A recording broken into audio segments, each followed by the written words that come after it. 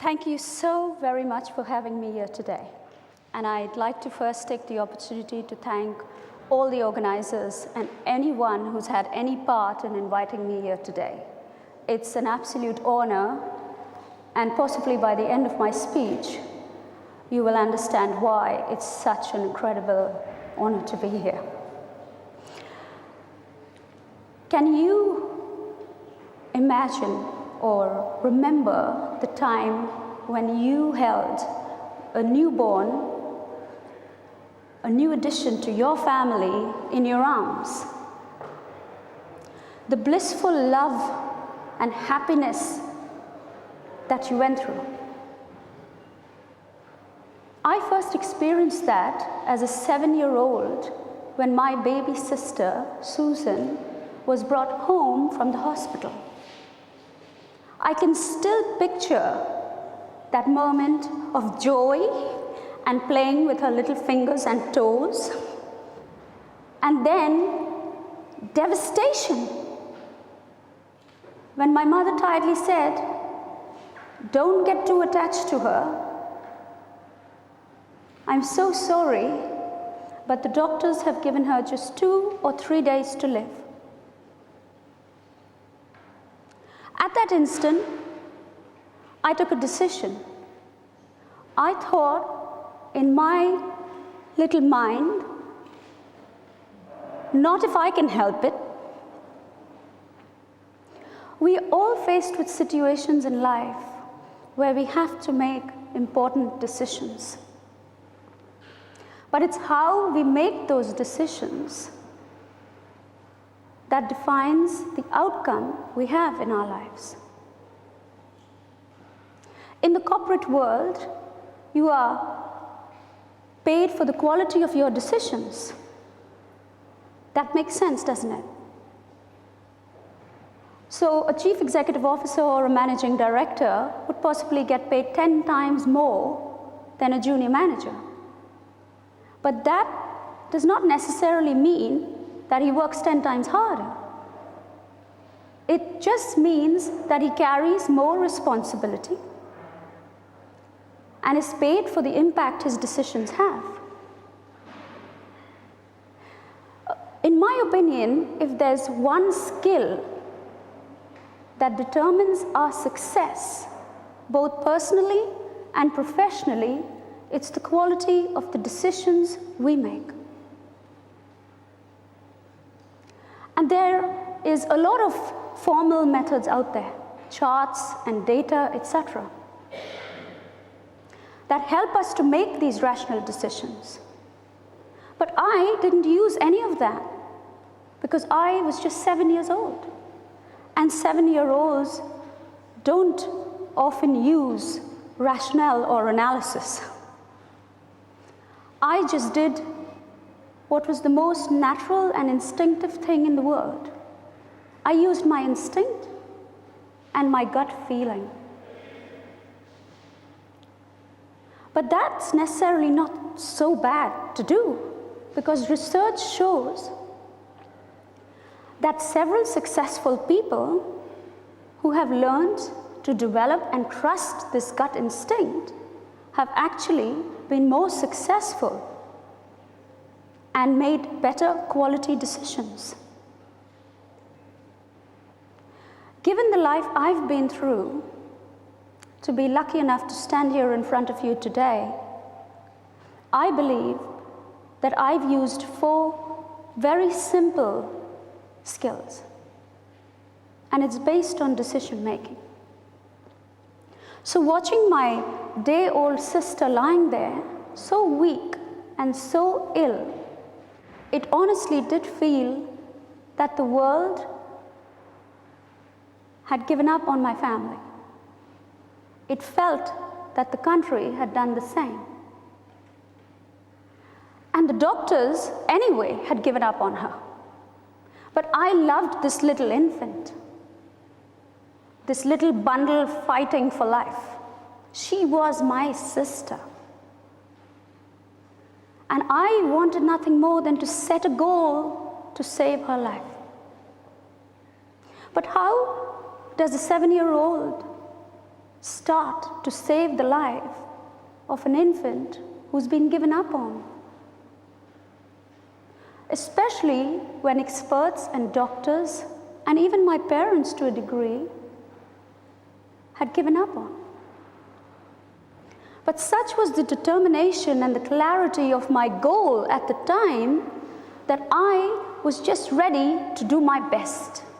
And that's all that mattered. So my first principle today is to ask people to set clear and concrete goals.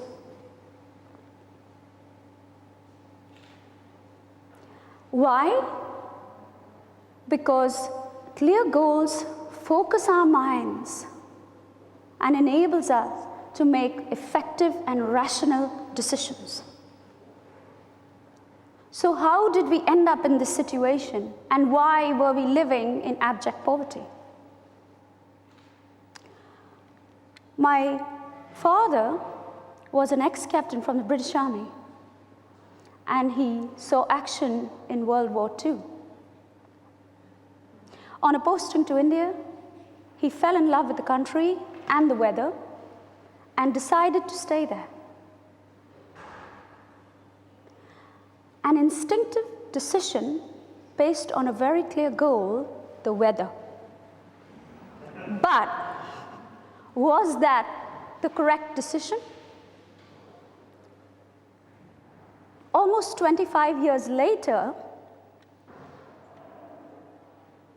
my parents lost everything.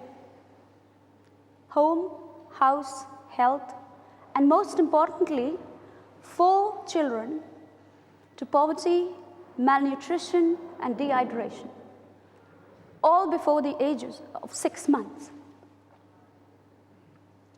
When I was about 4, we lived behind people's houses, in their verandas, and sometimes they took us in because they felt sorry for us. And for a long, long time, my first home was under those steps, with my mother and my little sister.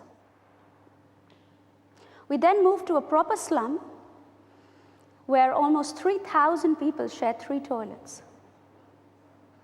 It was a little room, 8 by 10 feet, with no sanitary conditions, hardly any electricity, and we had to fetch water from a nearby tube well. But we always hear people say, never ever give up. My father, being from the army, had that attitude. Today has been a bad day, tomorrow will be a better day. We never give up. But perseverance, I've learned, is a great quality to have. But it does not form the basis for good decisions.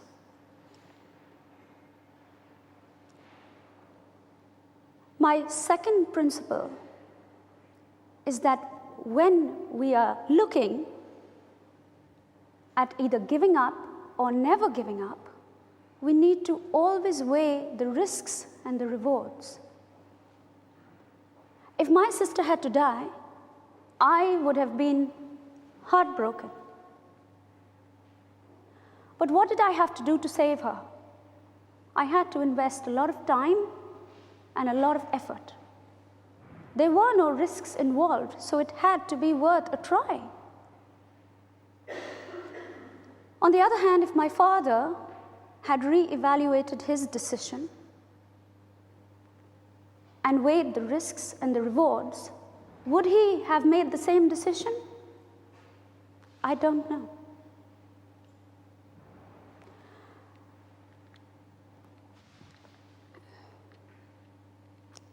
These are my parents.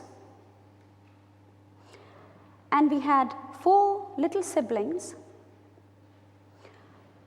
We were living in the slum, and we were left unattended most of the time. My father had a small job, and he had to go into the city every day. My mother would go into the city to try and find some food, get some money, get some credit, try and bring something back to us. We were left, all four of us, unattended most of the time. But we were always told, don't talk to the locals. Why? Because my father was very afraid that we were young girls growing up in a far from ideal environment, and he just wanted to restrict our encounters with strangers. But I can tell you today that if I didn't mix with the locals, we probably would never have eaten.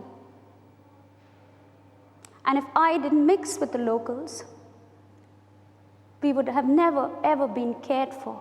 There was no communication, no internet, no phones, and no way to reach my parents at all.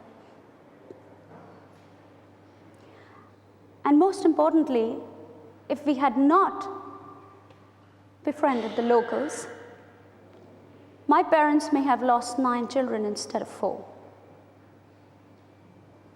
So my third principle to you is that we need to learn from good advice,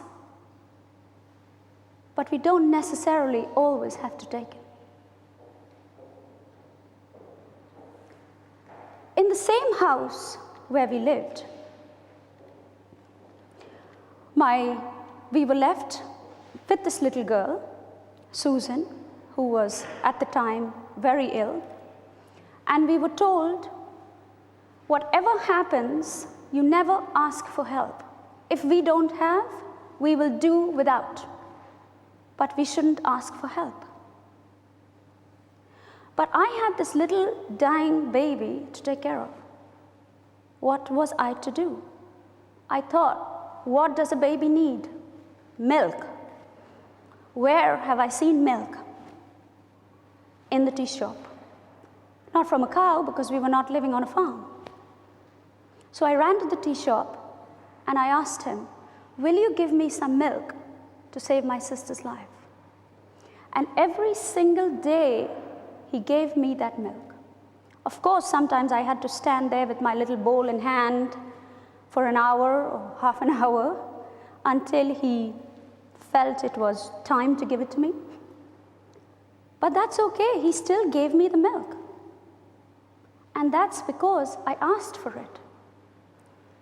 We asked the local meatman to give us all the bones that were left over so that we could bring it home and make soup, because that's great nourishment.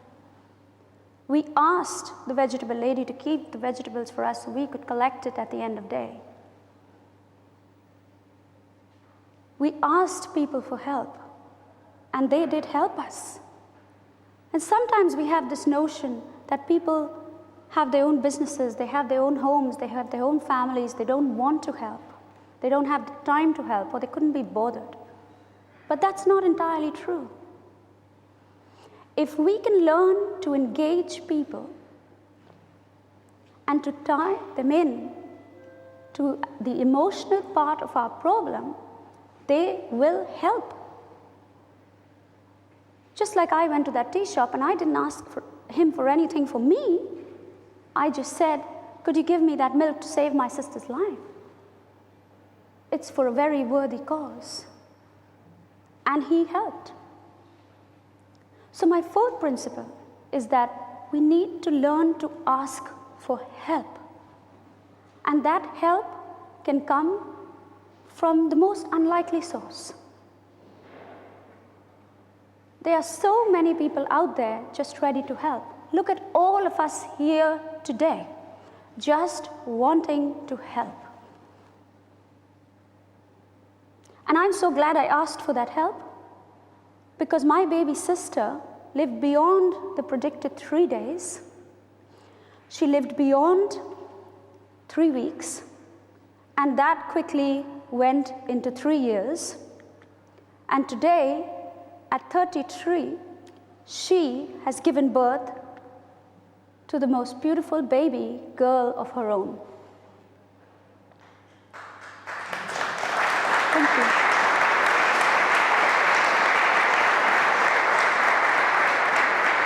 So in my opinion, for looking at a child, I believe that even the weakest child on earth has potential.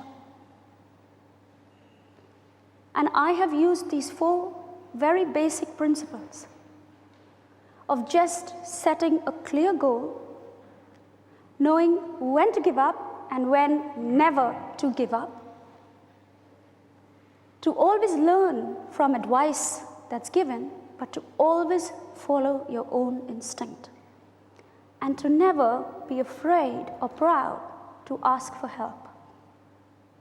And I travel the world today. I have 5 charities in India. I'm an Anglo-Indian girl, and I'm so proud to be traveling, sharing ideas, learning from people like yourselves, and helping so many people to just learn by making the right decisions and to actually live by the quote that I believe in, which is by Maya Angelou, that I can be changed by my circumstances, but I refuse to be reduced by it. Thank you very much for your time.